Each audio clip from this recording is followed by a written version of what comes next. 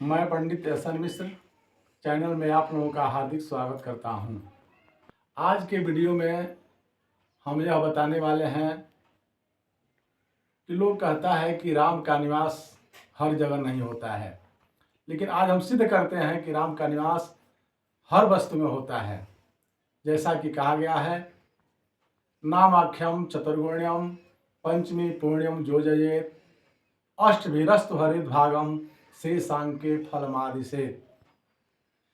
यानी राम और सीता का जो नाम है दो अक्षर का है, यानी राम र का राम दो अक्षर का है। तो नामाख्यम चतुर्गुण्यम, सबके जिस वस्तु का प्रश्न आता है कि इसमें राम है कि नहीं है, तो उसको हम चौगुना करते हैं, इसलिए कि 4 जुड़ होता है। चौगुना करने के बाद उसमें 5 हम प्लस करते हैं, जोड़ देते हैं, इसलिए कि 5 ही बाण हुआ करते हैं।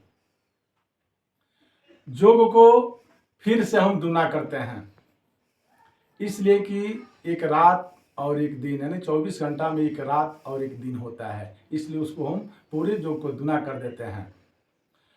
इसके बाद जो जोग आता है उसे हम 8 से भाग देते हैं। यानी 8 से भाग क्यों देते हैं कि 8 पहर, यानी रात दिन मिला करके 8 ही पहर होता है। तो 8 से भाग देते हैं और 2 से आता है, तो उसमें राम का निवास निश्चित है। अब जैसा कि मोहन एक शब्द है, मोहन, मोहन में राम है कि नहीं है, इसको हम बताते हैं।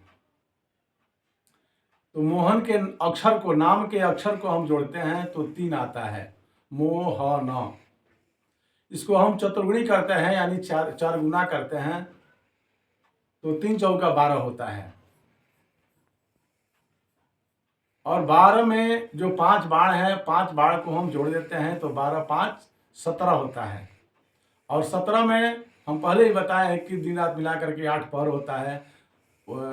उस 17 को हम दुना करते हैं, यानी 2 से गुणा करते हैं, तो 17 दुना 34 होता है। और उसमें 8 पहर, यानी 8 से भाग देते हैं, तो 2 शेष, 8 चौका 32, 2 शेष बचता है। इसलिए उस मोहन में भी राम का निवास है।